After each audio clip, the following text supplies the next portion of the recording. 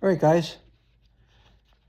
I just spent a lot of time learning how to tune my drums with the TuneBot. This is the TuneBot Studio.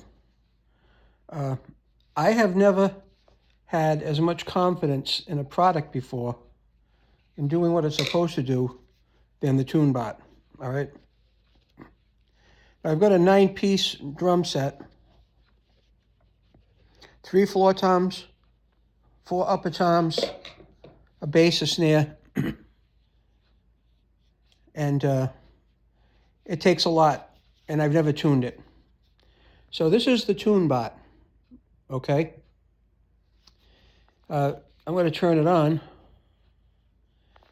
And what it does is you clip this on the side of the drum, and you strike the head, and it gives you a frequency reading.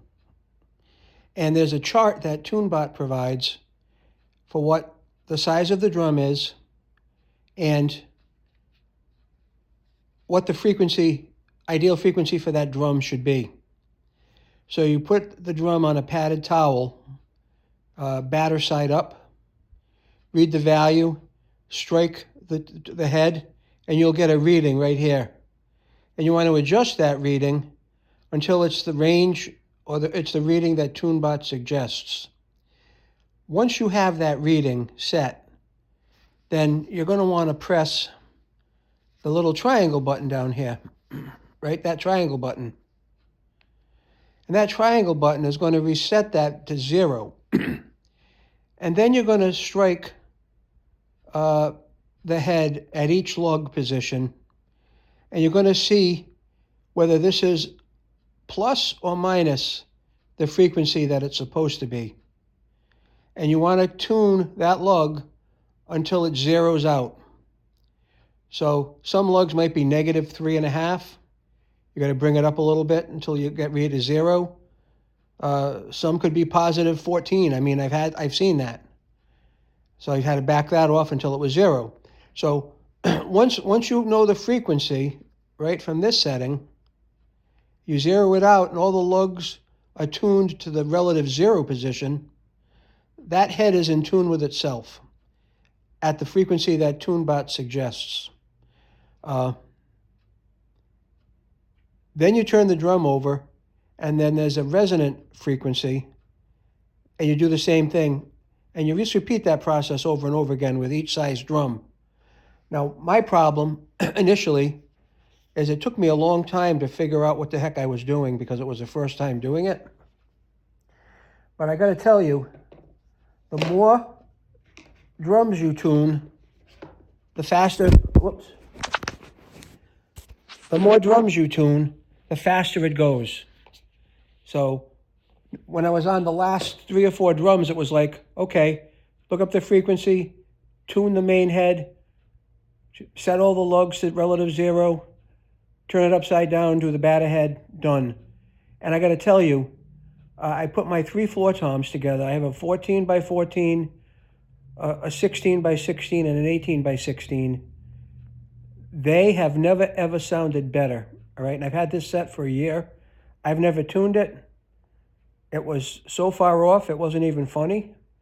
But now I have every confidence that when I sit down to play it, I'm going to be getting the right note on the right drum, and it's going to sound amazing. So this is my little preface to the TuneBot after learning how to use it. Now, you can have like 20 drum sets and 10 drums or 12 drums a set and store it in here. But quite honestly, I'm not going to bother learning that. Number one, because I'm too old. But I'm not too old to learn how to use the basic functions of the TuneBot Studio. So I'm going to highly recommend that if you haven't tuned your drums properly, and if you're like me, you just used to just tap around the rim and made sure they all kind of sound the same to your ear, that's a joke unless you have perfect pitch, because using the TuneBot, it's amazing how much one lug is off from the other. And all the lugs don't have to have equal tension on them. It is tension for the location of the head. That's all that matters. If you have to zero that out, that gets the whole head in tune with itself. So this is no joke. So You will see that there'll be a link in the description below for the TuneBot. I'm going to highly, highly recommend that you get one. It's going to be a great investment. It's not a ton of money. You know, you go buy a couple of drum heads, and that's the TuneBot. Now, the TuneBot will last you forever. You can set your drums up in here if you like I said, you can set your drums up so that it'll store the settings for you, but I'm not going to do that because I'm just too old to fiddle fart with that. But get yourself a TuneBot.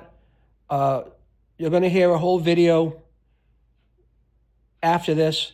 I am actually going to set it up where I have played the drums with samples with all the mics live before, and then when I'm finishing, I've got the snare and the bass drum to finish. Once those are done, I'm going to do another whole rigmarole with those, and I'll focus on each drum. So one drum before, the same drum after. One drum before, the same drum after. And I think you'll be pleasantly surprised, as I know I'm going to be. So thanks for watching. Stay tuned for more.